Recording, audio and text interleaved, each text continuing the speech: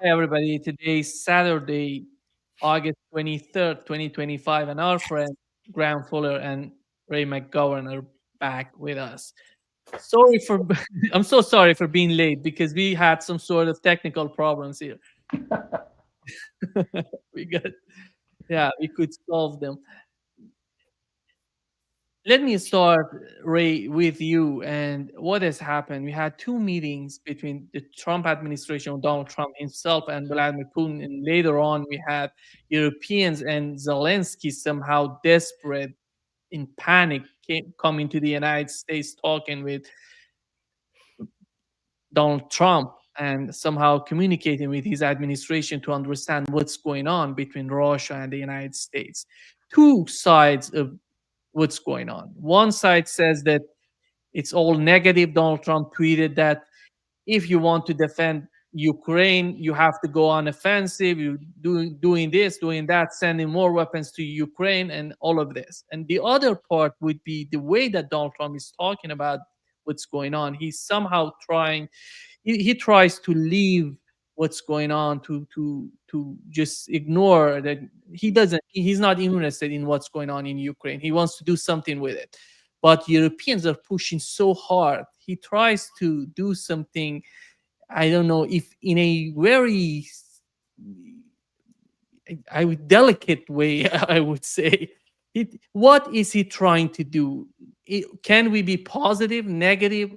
What's your understanding of what's going on there? Ray, go ahead. Well, Nima, I think what we have to confront is the widespread, still prevalent Trump derangement syndrome. Now, he can't possibly do anything good. I mean, look at all the terrible thing that he's doing. Now, I do not diminish or I don't downplay in any way genocide, forced starvation. My God, that is evil to the core.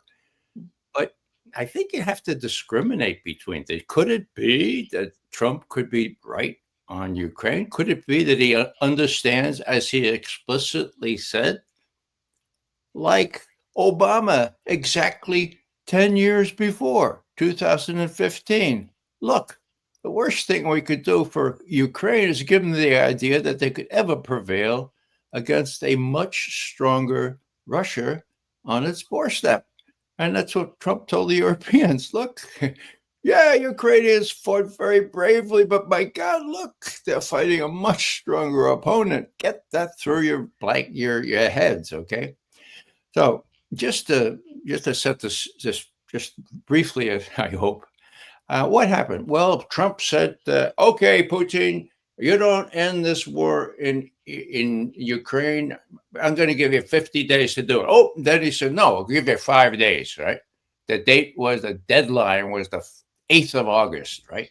Oh, what would that be? Crushing, bone crushing sanctions, not only against Russia, which is impervious to sanctions now, but against China and about secondary sanctions against India. So what happened?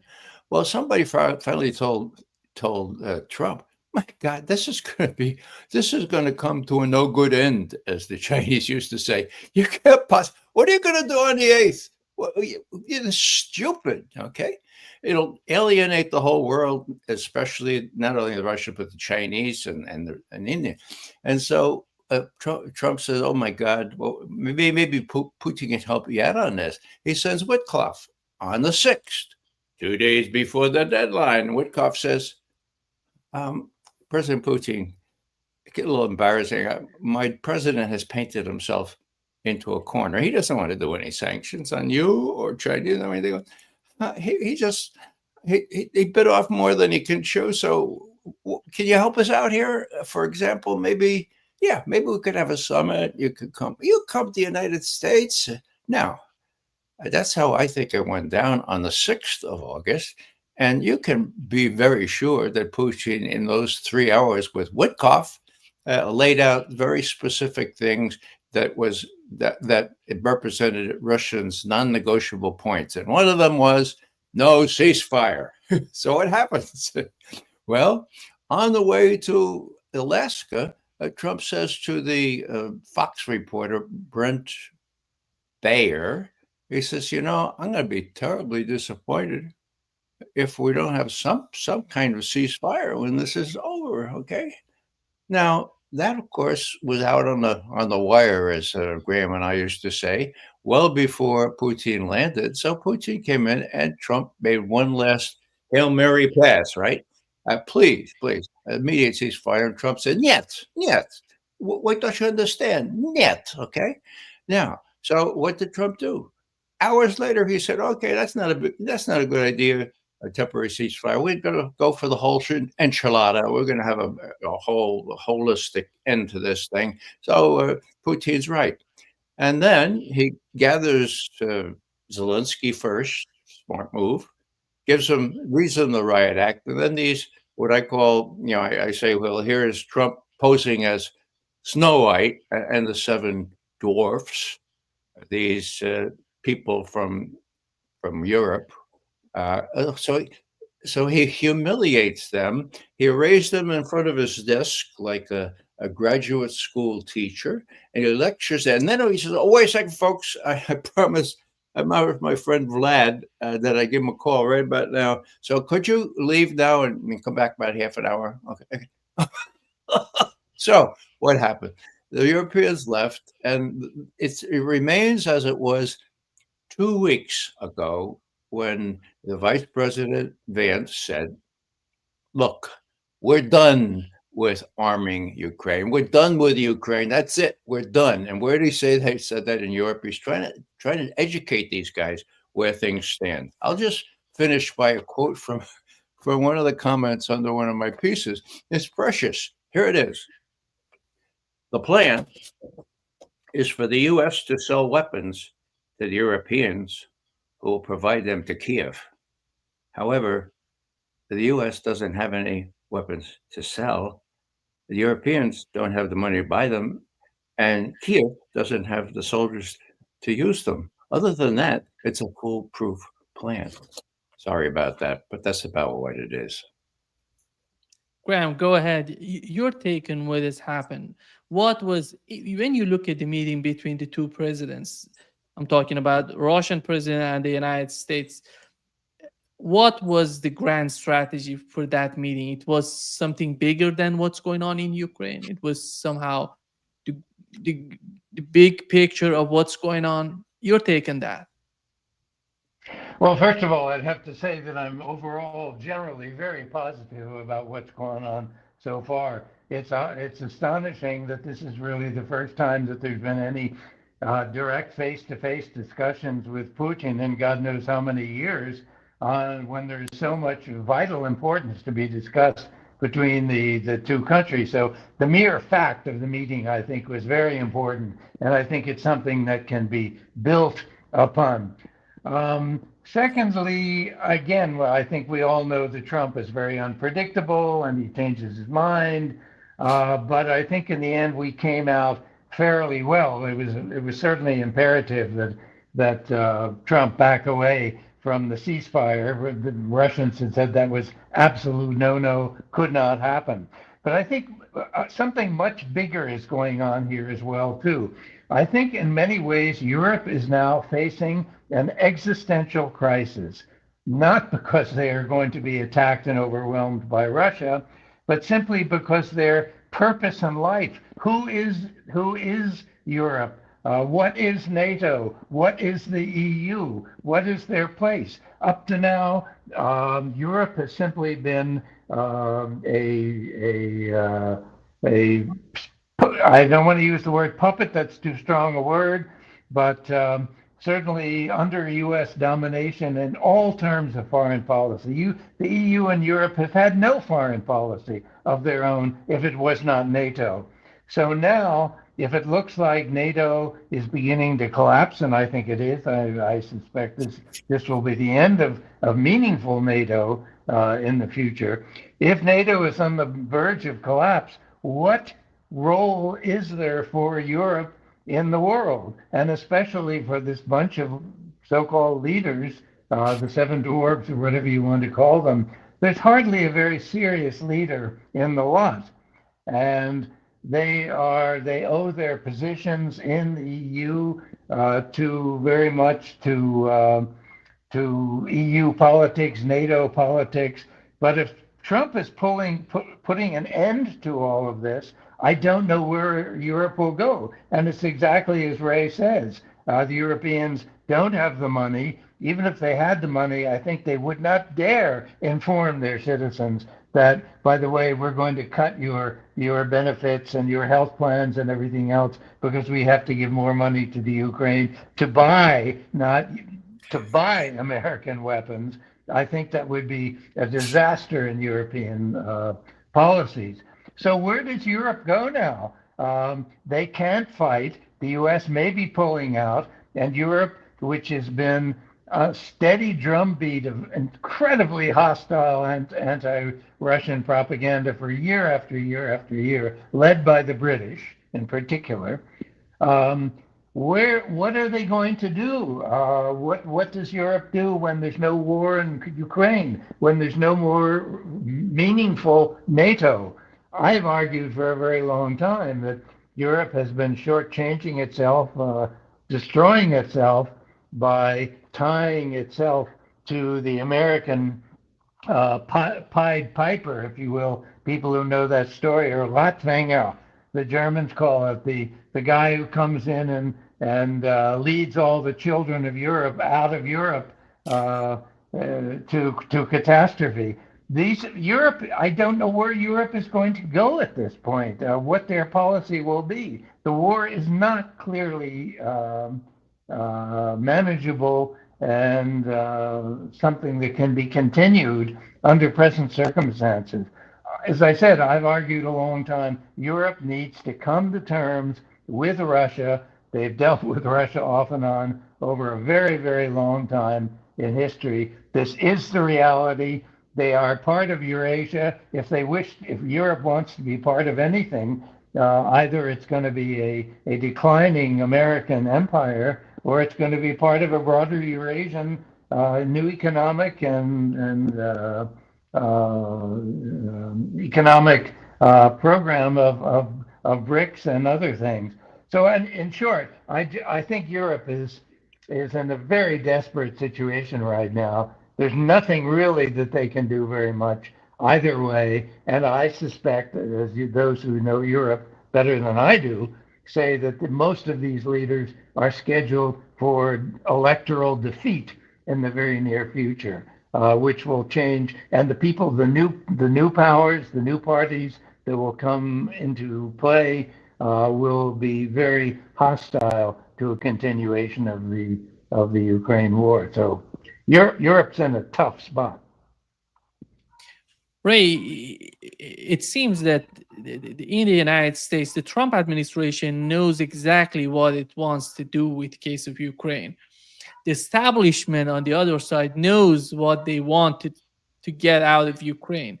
But on the part of Europeans, looking at the European leaders, when they were talking with Donald Trump, Merz was talking about the ceasefire. Meloni somehow was, what is he talking about? And what's going on? They're so much confused. They don't know what they want. They're not united, and they come to Washington to talk with Trump. That's not a good sign, even for Donald Trump. Well, if you look at Meloni rolling her eyes when Merz is right on her left, he's talking about ceasefire and all this other stuff. We have to do that before the next round and all that.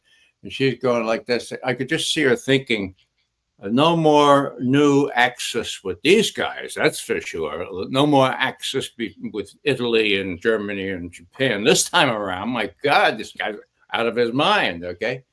So there is division in Europe.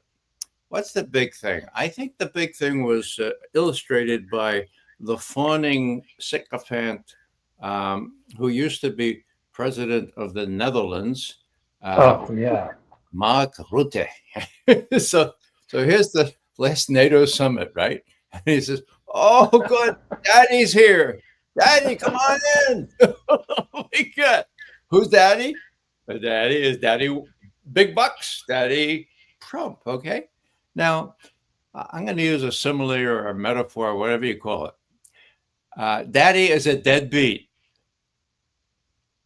He's not going to pay not only alimony, he's not going to pay child support, for God's sake. Okay. He's a deadbeat. And his vice president has made that explicitly clear to the Europeans exactly 2 weeks ago. So daddy's a deadbeat. What are the prospects for Ukraine? Well, NATO has already given away the store to Trump at the last NATO summit several months ago, in return for their pledging that they would raise their up to 5% of their GDP or whatever it is, their military spending. Okay, Trump said, "Okay, well, we'll say that the NATO charter is still in force." Okay, but I don't want any mention of Ukraine. All this business of Ukraine and NATO, no mention of that this time. Oh my God, that was the centerpiece last time. Last time, the operative word was Ukraine has an irreversible path toward membership in NATO. Summit.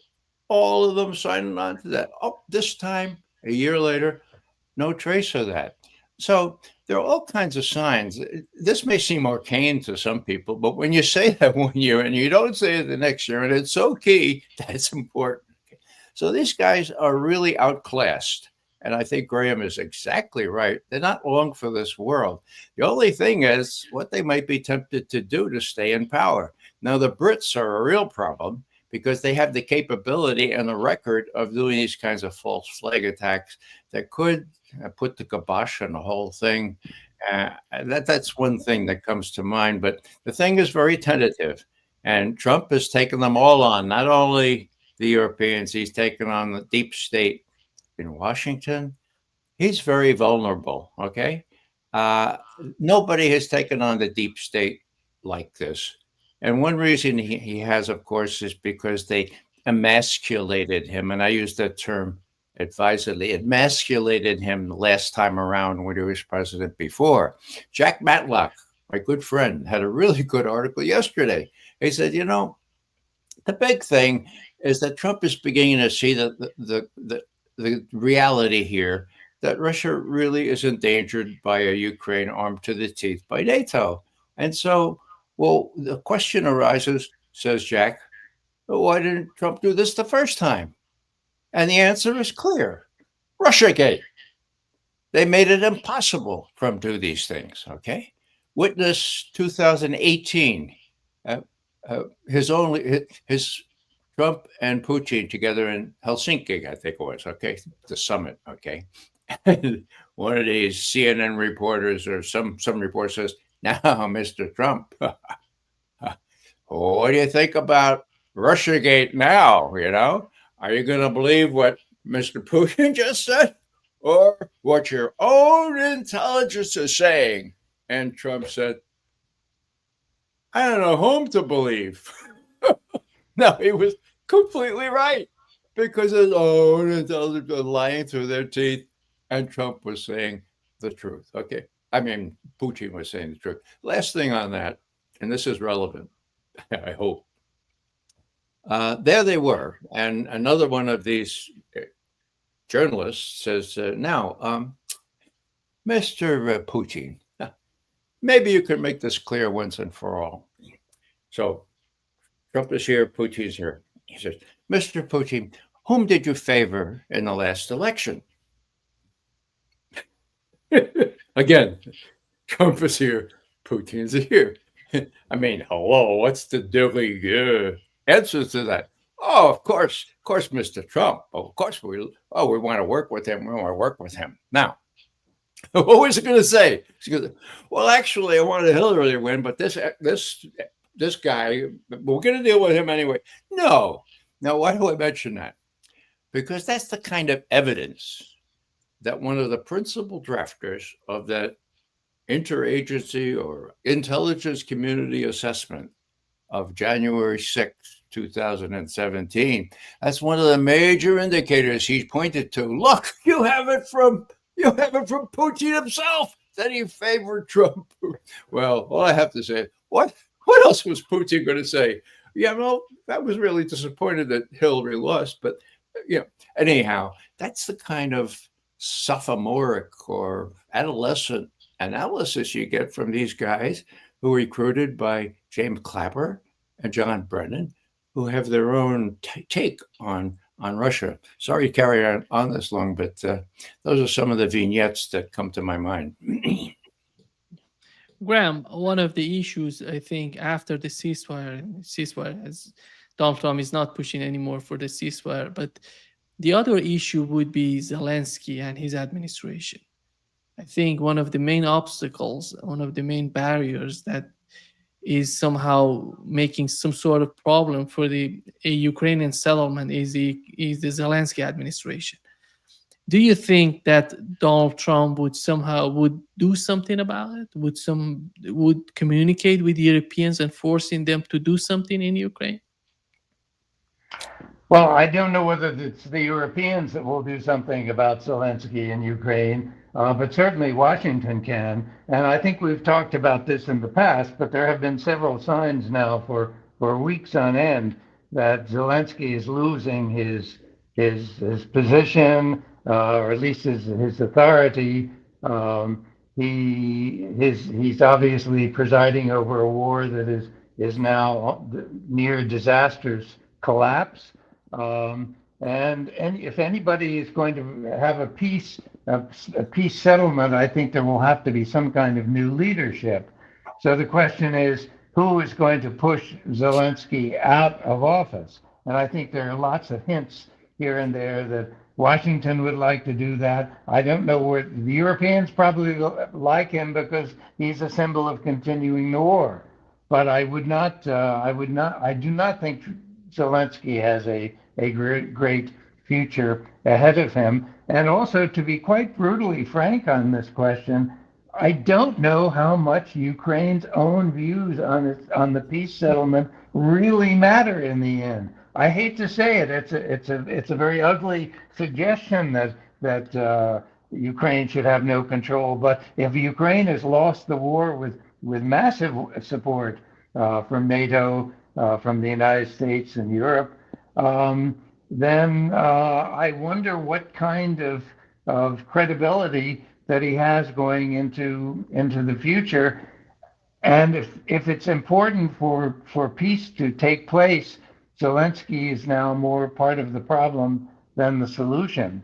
So I tend to think that Trump is going to try to roll over him like a steamroller and force him to accept what Washington at least thinks is a credible peace plan that maybe Ukraine itself really needs to keep from destroying itself any further. But it's ugly to say that because it takes agency away from Ukraine in having a final say. But I think they've really just about lost final say over that question. Ray, yeah.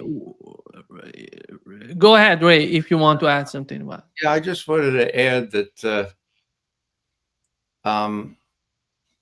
why don't you go ahead and ask your question, Nima, because it's escaped my mind. Yeah, the question was about Zelensky and his administration. Are they going to help a Ukrainian settlement, or they're going to be a big obstacle toward reaching some sort of agreement in Ukraine? One problem, as I think, is that MI6 from the UK has pretty much been running Zelensky. There may be a little sort of internecine squabble between MI6 and the CIA, so to speak, as to whether he should stay around or not. The fundamental reality is that the war has been lost, that there's no way that Ukraine can win, and that Putin has all the high cards. So I guess what bothers me most, and maybe it bothers you both of you as well, is this business. Well, what did Russia give? What concessions did Putin make at Anchorage? Well, when you have a straight flush, and your poker player opposite you only has a pair of deuces, You don't have to make concessions. All you have to do is persuade the other party that it's good for him too, and that you have some interest in not going full bore. In other words, not going to take over the rest of Ukraine. My God, that would be another Vietnam. Okay. In other words, when people get it through their head that Putin has also incentive to have some kind of negotiated, putting lipstick on the pig of defeat settlement, okay, that he doesn't want to go past the Dnieper. I think he would be crazy too, but he does want a buffer zone that would keep the thing from happening again. When people realize that this is to be proven very, very adroitly by the fact that 6 weeks after the war started, in April 2022, Putin stopped. Biden said, "Oh, it won't stop with Ukraine. You're going to Poland. You're going to." Well, Putin stopped because there was a deal, and the deal said no Ukraine in NATO, and the rest of it was in the details. But the details included limitations on the forces on both sides. Okay, now, so Russia stopped in April 2022, and what makes you think that they would want to take over all of Ukraine or all of Poland or the Baltics? In other words, when Putin said, "You think Putin will stop?" When Biden says, "You think Putin will stop there?" My God, Americans, please understand. Putin stopped as soon as Ukraine said, "Okay, I know Ukraine and NATO," and Zelensky's best friend, a fellow named David Arachamia, was the principal negotiator, and he has testified to this whole thing openly. It's even been in the Ukrainian Times, for God's sake. So you don't need any more speculation or any analysis. You say, all right, they stopped here. Why wouldn't they stop when they got enough buffer zone to protect them from the kinds of strikes that they continue to suffer at the hands of the British and the Germans with these sophisticated 500-kilometer range missiles? Yeah, Graham, Lavrov had an interview on NBC News, and in which he was talking about the possible meeting or a new summit, and having Donald Trump, Vladimir Putin, and Zelensky all together. The possibility of that sort of meeting. Here is what he said. There's no meeting planned. President Putin said clearly that he is ready to meet, provided this meeting is really going to have an agenda, presidential agenda. So that's a big if. There's no meeting planned, Mr. Foreign Minister. That's a big if. You're saying there's no meeting planned right now. Christian, I'm awfully sorry, you're not listening. There is no meeting planned, and I'm not challenging this. But you cannot, I think, understand what I am saying. Putin is ready to meet with Zelensky when the agenda would be ready for a summit. And this agenda is not ready at all. President Trump suggested, after Anchorage, several points which we share. And on some of them, we agreed to show some flexibility. Okay. When President Trump brought those issues to the meeting in Washington, with Zelensky present together with his European sponsors, he clearly indicated, it was very clear to everybody that there are several principles which Washington believes must be accepted, including no NATO membership, including the discussion of territorial issues. And Zelensky said no to everything. He even said no to, as I said, to canceling legislation prohibiting the Russian language. How can we meet with a person who is pretending to be a leader? He's just putting out plain and simple what they want from before going to the meeting with Zelensky. In your opinion, is that going to be understandable for the Trump administration, or they're going to push for a meeting without having these preconditions in place?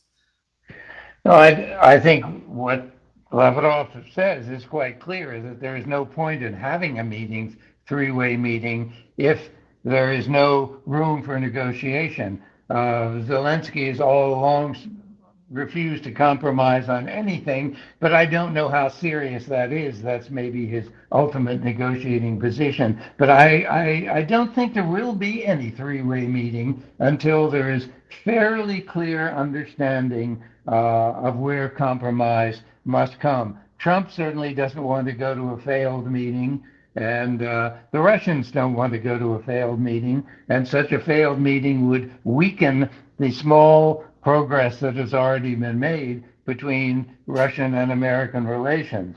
So I suspect if there is going to be a three-way meeting, it means that everybody has essentially agreed on some kind of settlement, and this would mean, of course, major concessions from Zelensky. But as I said earlier, I fear I have to say I don't really think Zelensky has much say in this in the end. If Trump decides something and the Russians and the Russians put forth an agreeable, acceptable position, I don't think Zelensky is really going to have a choice. And if he refuses, there will be no three-way meeting. Go ahead, Ray. No, I agree with Graham. I just add that it was clear from the outset that this was a Western ploy. When Witkoff met with Putin for 3 hours on the 6th of August, the readout from Ushakov, who was there, of course, and who is the readout guy, okay, he said the issue of a trilateral meeting was raised, but it was not discussed. And I, Ushakov, don't understand why the Western media is making a big deal out of this. well, we understand. Okay. All right. Now, the other thing in that readout, which I'll come back to because it's the important superstructure of this whole thing, was in that first paragraph.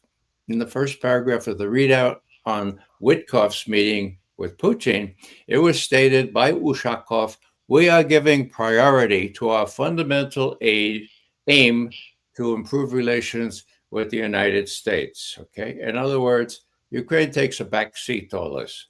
Whoa! Now that's brutal too. that deprives Zelensky even more agency, right? But that's the reality.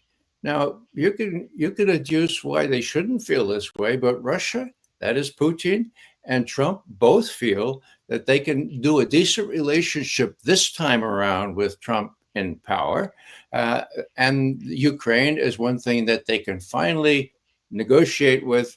It will be a defeat for the Western Ukraine and the US, but they can be disguised. And if Putin doesn't want to take the whole shouldn't away, you can even deal with places like Odessa and things like that. I'm convinced there are little straws in the wind out there that's possible. So all I'm saying here is that the realities intrude here. And if precedents and the fundamental desire to have a better relationship with Washington is what Ushakov said it was as early as the 6th. Well, it was the next day or the 7th of August. Well, they have to read everything in that light.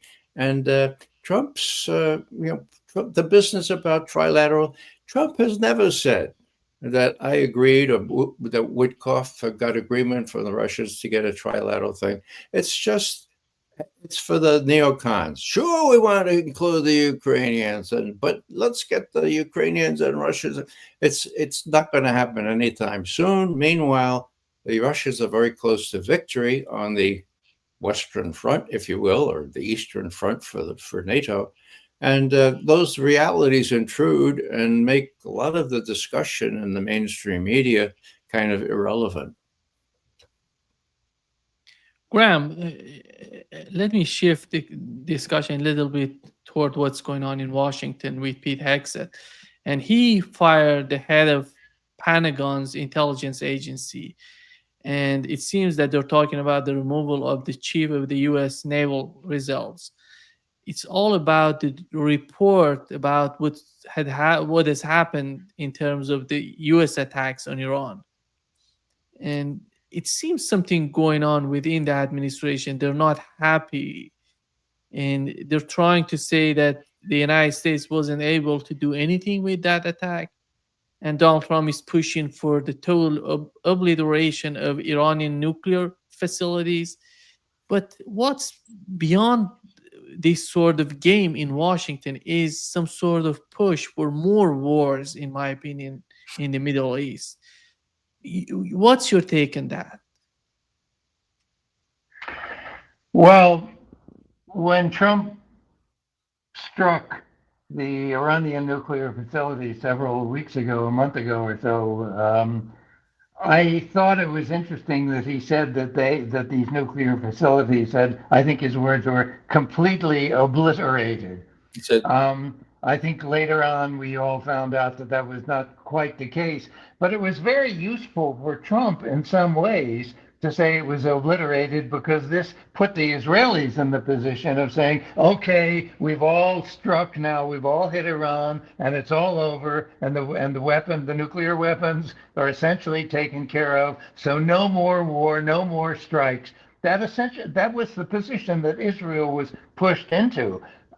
Israel was very uncomfortable with that position, but they were torn between saying, no, it was a failure, the attack on Iran, or saying, yes, it was a success, so we don't have to go to war anymore. That's part of the problem, the credibility of these claims.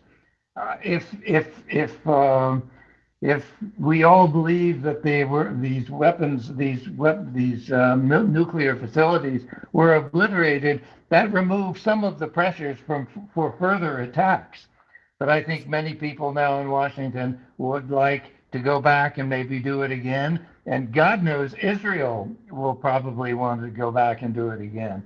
In fact, this is the one thing that I really fear more than almost anything else in the Middle East right now, is the absolute determination over time of Israel to destroy Iran as a significant strategic force in the Middle East. There is no other strategic force in the Middle East that could threaten or rival Israel, except Turkey in many ways, but that's maybe further down the road. But let's just say for now, I don't think that Israel, or certainly Netanyahu, will ever give up on this question. And whether whether Trump was humiliated by claiming total obliteration or not, I think is not so much the question. The question is there going to be round 2 or even round 3 in attacks on Iran, which I think are going to be extraordinarily dangerous, and not just for Iran, but for Israel itself, given the damage that was already done in the first mild round of missile exchanges that Israel has never been willing to acknowledge. yeah, let me, Ben, if Go I ahead. may. Yeah, thanks, Graham, for putting it into a broader perspective, a meaningful perspective. We're talking about war and peace, really. Let me do a little bit of inside baseball here. It's relevant, I think, because Graham and I know the intelligence community inside and out. We've been at it for a long time, and we've observed it now in retirement very closely. Now, Tulsi Gabbard and Trump have thrown down the gauntlet to the deep state. They are removing the clearances, for example, of 37 intelligence officials whom they have proof collaborated in falsifying the intelligence about Trump cavorting. One of the words used, cavorting with Vladimir Putin, right? So 37 people have been deprived of their security clearances. Oh, but most of them are retired. So I mean, Graham, did they give you a security clearance when you retired? Yeah. No. Well, that's so you can go on CNN and pretend to be like John Brennan, security counsel. Holy hell! Right. So anyhow, this is still an enraging thing for the alumni. You know, all the alumni come from the operations folks. Well, not all. Some of it's a kind of it's a sort of obsession that you're part of the company, you're going to defend the company, and my God, now they're accusing the company of falsifying intelligence again. So not only do we have the clearance problem, but we have this guy who was head of DIA, and it was DIA that leaked this information. Nah, it wasn't obliterated. My God, forget about it. And they leaked that to the press, okay? Now, I don't know if this Air Force general was responsible or knew about that. I doubt that he was, but they're going to hold him accountable anyway. Okay, make an example of him. So people who are saying, "Oh, this is awful," that this is a purge of people who don't agree with Trump. Well, in a way, it is, but the people who falsified intelligence to try to prevent Trump from becoming president, and they tried that manfully, led by a fellow named Obama, and that is on the record. Okay. And then try to make sure that he couldn't do a thing with respect to Russia when he wasn't. So we have a very dangerous situation here. Tulsi, I'm really surprised that she's taken this forward action so vehemently.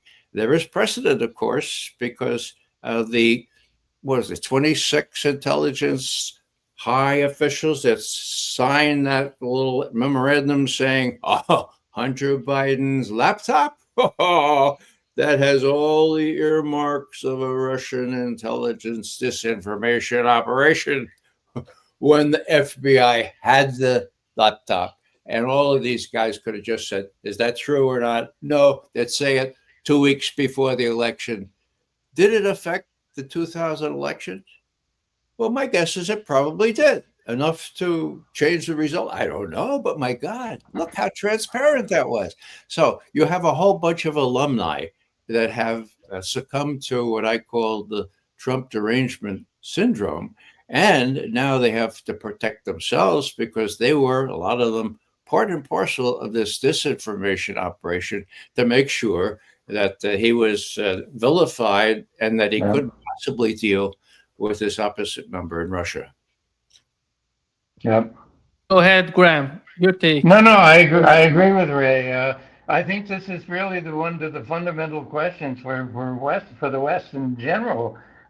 Is it going to maintain this incredible anti-Russian phobia that goes way back in history? And we can thank the Brits once again for something else that they contributed.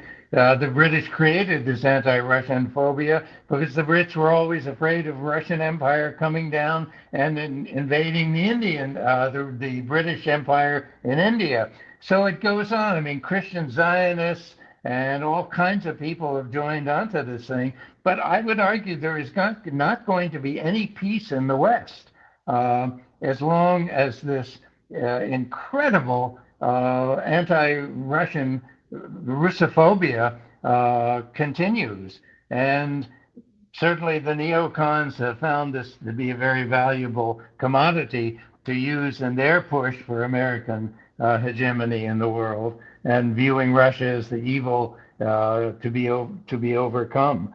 Let me just mention, it's maybe well known, but the British anti-Russian phobia goes back even to Winston Churchill at the end of World War II, when Winston Churchill told Roosevelt, this is right after the bombs on Hiroshima and Nagasaki, Churchill said, now we should nuke Moscow and put an end entirely to this whole Russian thing. Well, we're still living in the shadow of all that stuff.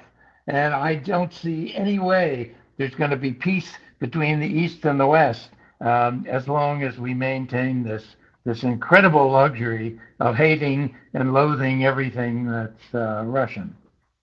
Let me just add that there is some hope. Most people probably including me, consider it a forlorn hope. But if American citizens are educated to what happened during that first Trump term, and now they can be because the documents are out. Tulsi Gabbard and the others have sanitized these things, made them available. Will people read them? I don't know. Will the mainstream media deal with them? Yeah. Probably not. But the good news is that, look, with each little revelation, maybe there's a chip. Now, here's something that came through yesterday, okay? Bugnigo, the deputy FBI director, okay? He issued a formal statement saying they're going to go back into that room that Kash Patel, his boss, found, where they found those burn bags, in one of which was the appendix to the Durham report, which showed chapter and verse, intercepted conversation showing that Hillary stacked the whole thing, made Russiagate up. Okay, now what else can they find? Well, what they're looking for, according to Dan Bugnino, deputy director of the FBI, is information relating to Seth Rich. Now, in polite discussion, you're not supposed to say Seth Rich. I'm going to say it again, Seth Rich. Who is Seth Rich? Most Americans don't have any idea. He was killed on the 10th of July in an attempted burglary where the robbers didn't take any valuables from him. He was killed, and he worked at the Democratic National Committee. He had access to those very, very damaging emails that WikiLeaks was given. And now that we know that those emails were not hacked, and we know that definitively according to sworn testimony in court, what happened? Who had access to those emails? It had to be somebody working in the DNC or somebody with access to DNC emails. Do we have any candidates? Yes, we do. Why do we have a candidate? Because the recipient of these emails, a fellow named Julian Assange, offered a $20,000 reward for information leading up to the killing of Seth Rich. What's my point here? Seth Rich has not been able to be pronounced in polite society, as I said before, but now there's a court case, and the FBI has lied tooth and nail about having any records having to do with Seth Rich. Now they've been caught. The judges said, "Okay, you do have these records. Produce them." And the FBI says, "Well, there's so many now that will take us a couple of years."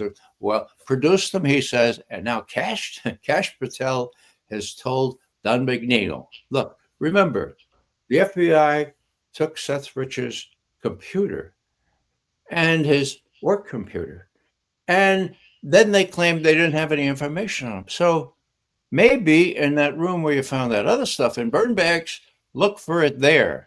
And that's a formal statement by Bugnino, the deputy director of the FBI, just yesterday. It all has to do with a very persistent lawyer named Ty Clevenger, who's been at this for 6 or 7 years.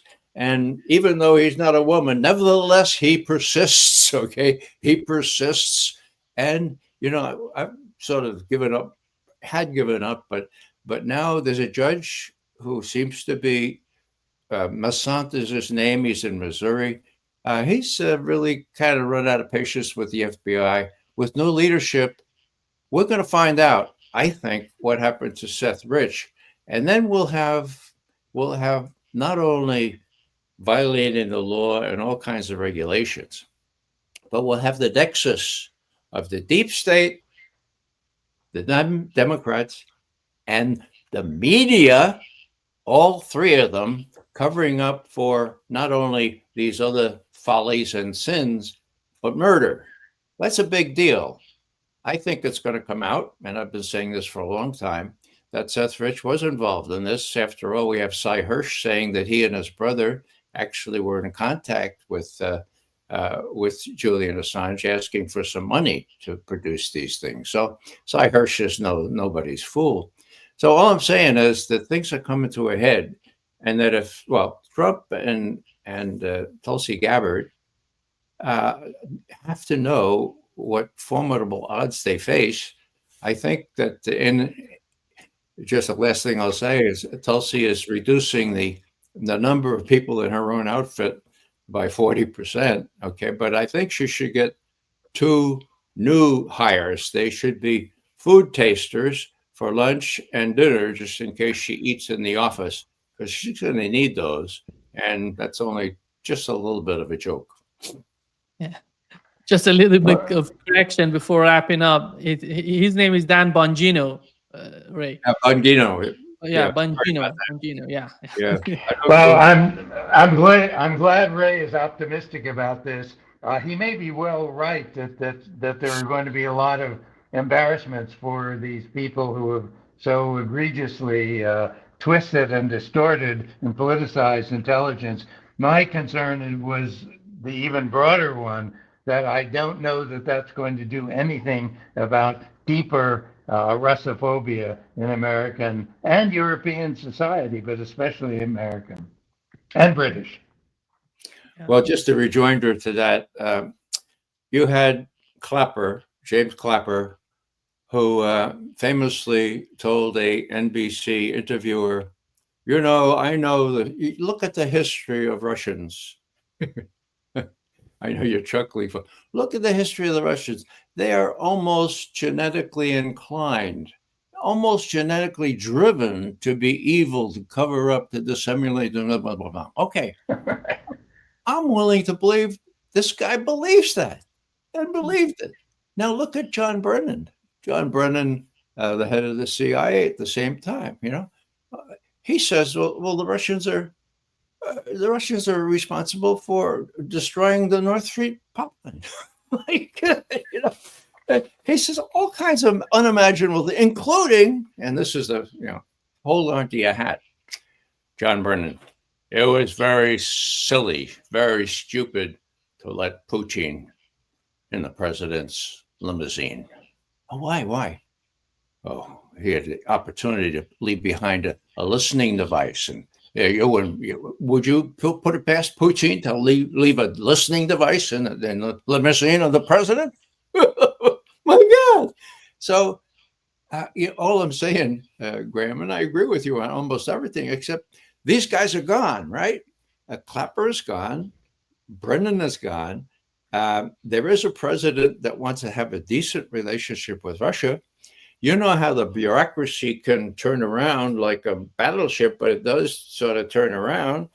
And a lot of these people are being dispatched to other jobs. So, yeah, I may be Pollyanna, probably am, but I think there's some hope, and it will take some real finesse and some guts on the part of not only Trump, but Tulsi Gabbard to set things aright to the degree they can be set aright after all the stuff that's gone down since George Tenet falsified the information before the Iraq War. Well, let's hope. Thank you so much, Ray and Graham, for being with us today. Great pleasure, as always. My pleasure, Nima. Thank you. Thanks, Have a great Nima. time. Good to be with you, Graham.